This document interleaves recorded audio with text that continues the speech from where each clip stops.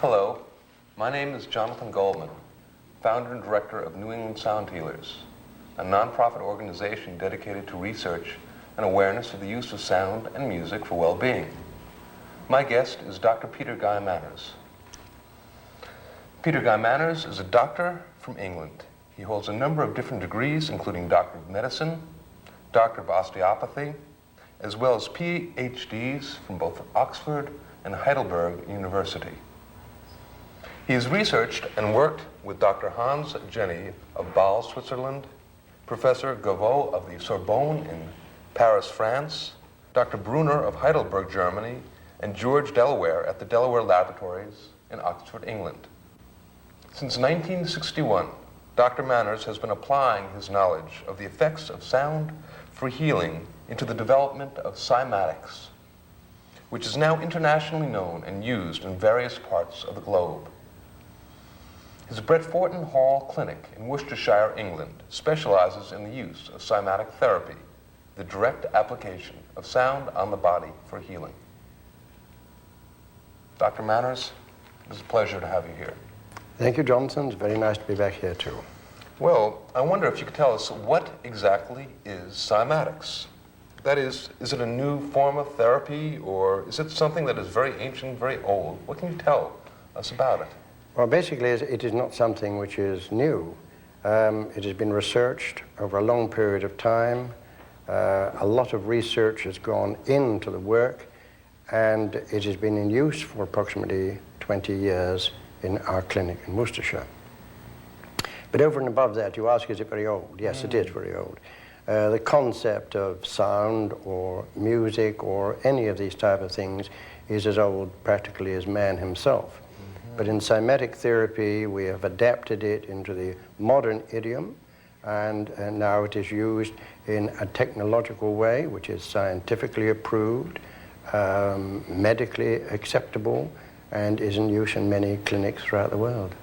Is there some sort of history of the use of sound or music being used in ancient civilizations? I've heard that stories of this type of... Oh yes, many of them. We have worked in the research field, and in order to work in the research field, you have to go backwards as well as forward. And we've traveled into many countries examining the techniques anywhere where there's been any suggestion that sound of any type was used. We found great evidence of that amongst the American Indians, where they used sound and vibration to heal the sick. In Greece, in Egypt, in China, in Mexico, in Brazil, in practically all the countries it has been used. Also in biblical times, of course, music and the formation of sound into a music form was used with very great success, and you'll find great evidence of this in your Bible. The Bible, how so? There are many references to calming the savage beast with music, and also we all remember the story of King Saul and the harpist that he always had to relieve his tension, his stress, and his strain. Young David, I believe it was. Precisely. Yes, indeed. Pythagoras, who we know as the father of geometry, was also involved in this work. Is that true? Or, Yes, that's perfectly true. But also the temples of Delphi. We have discovered comparatively recently that music and sound was one of the concepts of their healing technique. A lot of the stories which have been written concerning the temples of Delphi are not wholly correct. And we've found that the pulsation of beating notes and music was one of the therapies which they used. Fascinating, fascinating. Now, is cymatic therapy, what is it though? Is it sound? Is it music? Is it something you play from a tape recorder? Is it... Well, of course, when you refer to sound, everyone sort of associates it with something that you listen to. With cymatics, this is not precisely so. It is literally the transplanting or the transmutation of accepted frequencies of sound into the tissue and structure of the human being. all areas of the body, all the organs of the body produce a harmonic, a sound. This sound is very small and very minute. This again is not a new concept, not a new theory, but it is only in comparatively recent years that technology has caught up with the concepts and the ideas of this, and we've been able to reproduce these frequencies and sounds. And now we can reproduce them, create them artificially, and transfer them back into the tissue and the structure. A lot of our doctors are referring it to transplant, because technically, I suppose this is what we are doing. We are transplanting the corrected frequencies back into the structure to replace any abnormalities that exist there. Also, of course, one of the strongest points which we advocate is that we can use this in place of drugs and medicine. And if we can replace medicine with treatment, we find this is much better. It takes a little more time, and you have to have a little more attention from your individual practitioner or your doctor. But then that is one of the things which we are trying to push forward at the present moment, that the medical profession treats every individual as a holistic being rather than a condition. So you're saying that there are different frequencies for different parts of the body, and that with cymatic therapy, you would somehow inject or put in the correct frequency that is needed for that part of the body. Is that correct? That's correct. You see, every part of the body possesses a harmonic, whether it's the harmonic of the heart, the lungs, the liver, the kidney, muscles, bones, nerves, whatever it is, it produces a harmonic. This harmonic is now tabulated, we know what they are, and we can reform these artificially on a computer. Then it can be played back into the structure and the system. It is pleasant, it is easy, it is comfortable, there's no side effects. There are literally no conditions where it cannot be used, except if the patient has a heart pacer, but then that applies to all techniques of treatment if the patient has a heart beat problem there.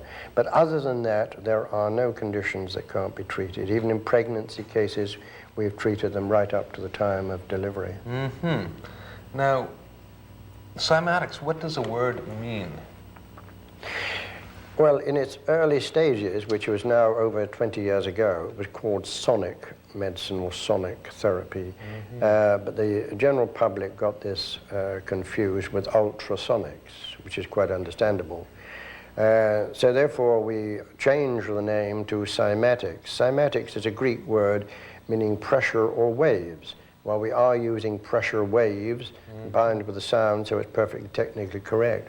Also, it pays tribute to one of the doctors whose groundwork formulated this concept and this therapy, and this was Dr. Hans Jenny of Bâle in Switzerland. And he called his form of research cymatics, cymatic research. He did invaluable work. But what we have done is to bring the research of various physicists and doctors and scientists together, the list that you've already quoted, bring those together, and out of that we have evolved a technique of treatment which is now internationally known and is used right throughout the world. Dr. Jenny's work has been published in a couple of books.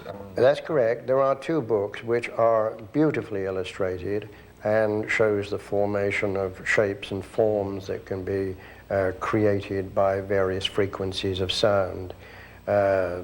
He lectured very, very little. He objected to standing on a platform and lecturing, but he did make records of all his work. He made film of it. He took photographs of it. The books were illustrated from it.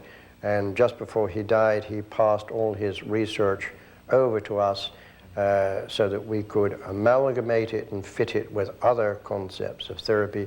There's one doctor which we have left out in your list, and he was very, very important, and that's Dr. Harold Saxon Burr. Without the concepts that he formulated, we shouldn't be in the position we are today. It's only thanks to these people who have laid the foundations on which we can construct this therapy that we owe so very much to. Dr. Saxon-Burr was associated with Yale University. He was at Yale University, and yes. his main work involved? His main work was being able to discover that you can measure the frequencies of radiation outside of the body. When he first postulated this theory, I mean, it was mistrusted. I mean, at that day and time, I mean, very little was known about it, and no one quite went along with what he was saying. But fortunately, before he left this planet, he was able to come back to Yale University, and I think the expression is his picture was turned away from facing the wall, and there's now a picture on the wall again, because he was a very famous and a very talented man, and the work that he did was absolutely invaluable in the fields of research. And we find that now we're moving more and more into this field of research, that more and more of the technical truths which he wrote up and experimented with are of invaluable use to us. What are your basic principles of using sound or cymatic therapy as a healing tool? In the first and early days of this, we kept it locked into the use of muscular diseases, bone diseases, joint deformities, rheumatism, arthritis, fibrositis. Now, we kept it into these various diseases for several purposes. The main one was to accumulate as much information and knowledge and case histories as we possibly could to validate our concept and our theory. But also there was other things come into the concept, and that was it was very easy to treat because you treated the surface of the body. But as it has gone along over the past 20 years, we have found now that we can treat all parts of the body, and including the internal organs. And year by year, we are having reports fed back to us from various doctors and clinics that are using the instrumentation that are feeding back new results, and new points are coming to light. Perhaps you could enlighten us a bit more about how exactly you could use a sound or a tone to counteract a disease or something that is not balanced properly in the body. Well, if every organ and every part of the human anatomy gives off a signal, providing all those signals are in line with the general harmonic of the whole body, then you are in good health. But if for any reason, irrespective of what it is, if for any reason any of those frequencies fall out of alignment, then you are diseased or out of harmony, disharmonic. Also, another thing which is very important is that this simplifies to a large extent the method of administering treatment or administering medicine. You see, a lot of these instruments are now being developed for third world countries. Now, we can't hope to train third world people directly into medicine over a short space of time. And if we don't do something quickly, I mean, many people are going to be in dire pain and straits of which no help is done, because, I mean, there are far too few medical practitioners to be able to deal with the amount of people that need help and treatment. Therefore, the effect of diagnosing a condition is not so vitally important. If you're dealing with it medically, a diagnosis is vitally important, because otherwise you would administer the wrong medication. But if you're dealing with some internal organ that is out of alignment and you're assessing it by its vibrational force field, then providing you can correct, or there's some method or some technique that can correct this vibrational force field, irrespective of the condition which is causing it, you're on the right track. So therefore, many people can be helped merely by injecting the frequency back into the structure. And what also you've got to remember is that the frequency you're injecting is the natural frequency. You're working hand in hand with nature. You're not doing anything contra to nature, because the adverse condition is contra to nature. So therefore, if you're putting in the corrected frequency and signal, the human structure is very keen to get back into alignment. This is one of the principal problems that have been in the organ transplant in surgery. It is the harmonic concept. Everything is taken into consideration when a transplant is done, whether it's by kidney transplant or heart transplant. Everything is taken into consideration. But up until a short while ago, we gave no consideration to the harmonic. And therefore, if the harmonic of that transplanted heart is not in line with the harmonics of the rest of that system, we use the term the body rejects the transplant. This is merely what it means. It rejects it because the harmonic evaluation of that heart will not fit in with the rest of the harmonics of the system in the body. So in other words, in order to utilize a sound or a series of harmonics as a healing tool, what you would do is you would inject this into the body, and that which was diseased or vibrating out of harmony or ease with the rest of the body would somehow resonate back to its proper frequency. Back to its proper frequency. Correct? But one thing we've got to be careful in this, you use the word inject. Now, if we use the word inject, a lot of people think we're going to stick a needle into them and inject something. We transmit it into the system. So the system is easy, there is no breaking of skin or surface, no needles are used. It is an application which is applied to the surface of the body. And if you apply sound in the audible range to the surface of the body, it will transmit itself right straight through the body and out the other side. Now, if there's nothing organically incorrect in the area through which that travels, it will travel straight through and be rejected on the far side. No harm will be done, no damage will be done. But if there's any abnormality in the frequency of the area that you're projecting the frequency field to, then it will rectify that as it passes through. And merely by simply placing the hand on the far side to which the applicator is applied, you can tell whether the condition is advanced, or whether it's very bad, or whether it's very slight. Because if the frequency signal travels through very quickly, there is very little wrong in that area. But if it takes some seconds or a minute before it travels through, then you know it's meeting obstacles on its passage through the structure. What sort of cases have you worked with? Well, we've dealt actually, over that period of time with many thousands of cases. The early work in the early days was muscular rheumatism, arthritis, fibrositis, and the point was to treat these people.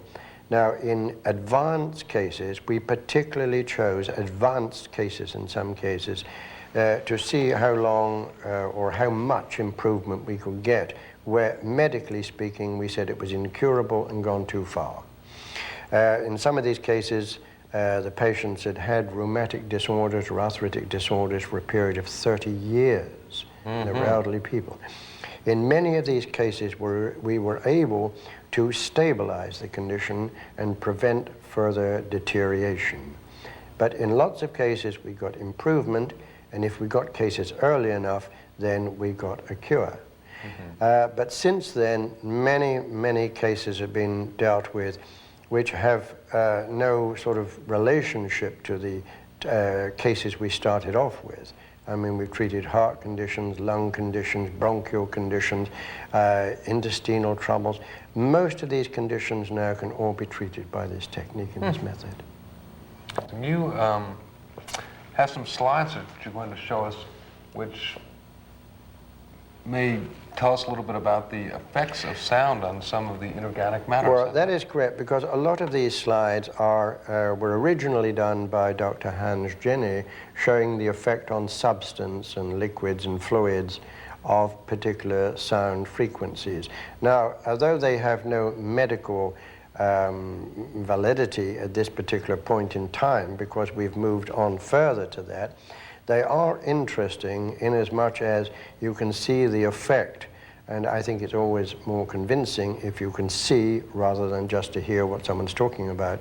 So therefore, if you look at the film, the slides, if you look at these slides, you will see how the intricate patterns which we can formulate in substance can be changed merely by altering the frequency fields. Well, let's take a look at some of these now. We're going to show you now a few slides to give you some idea, because I think if you get a visual interpretation of what we have been discussing, you get a better impression of exactly what we're doing, where we can go, what we can create, and what we can form. It is scientifically correct to say that shape and form owe their shape and form solely to sound. And by these slides, we are able to show you how that shape and form can be held and repeated as many times as we wish, merely by the use of sound. Here we show one single drop of water placed on a plate to which the frequency field has been attached. By this means, we've been able to make it visual for you to see the geometric forms that can be formed when the cymatic frequency is filled into the structure. Here we have just one single drop of water vibrating at a low frequency. The low frequency gives the illusion that it is almost solid or semi-solid. It is not, it is just clear tap water and nothing more. Now if we change that frequency, we can change the form and the shape. This is again the same drop of water as in the previous picture, but the frequency field has changed. We have changed it, and so long as that frequency exists, this shape and form will maintain its hold. It will act in this particular way every time this frequency is placed into the plate, which is the dark area around the outside. If we change the frequency back, we can reverse it back to the previous one. But each time we change, so the frequency modulates the single drop of water that's showing on the plate. Here again we have the same metal plate and the same drop of water. We haven't changed the water in any way, exactly the same water, but again we have changed the frequency field. Within this we are using single frequencies and not the multiple frequencies of the cymatic instrument. But as the frequency goes higher, you will notice that the design within it becomes a little more ethereal. In other words, we are seeing more spaces between. But even so, the spaces are still contained water. Again, same plate, same water. But again, the frequency has changed, and we're becoming a little more ethereal again. It's gradually tightening up onto these areas and sparsing out in these areas, making the design a little more ethereal, looking less solid, in other words. Now, if the frequency field was changed back, we could recreate any one of these back in line, or move them up in line. We can recreate this time and time again and make the same patterns over and over again. Now here we have a complete change both of the material that we're using and also the frequency field that's being fed in. This was our first realization that we could, apart from making a flat diagrammatic form on the plate, we could evolve it into a three-dimensional figure or form. What we are feeding into here is 5 frequencies into the plate, which causes this malleable plastic to lift up, to formulate into this form and shape and fold itself into the center groove along the top. It's in constant movement, but keeping the constant form and shape. This was the first realization that the cymatic concept and the cymatic principle could formulate a design and a pattern which was in similarity aligned to the formation structures within the human body. Here we have a picture of cellular development, showing exactly how the cell structure forms and how this interrelating form folds into this center crevice.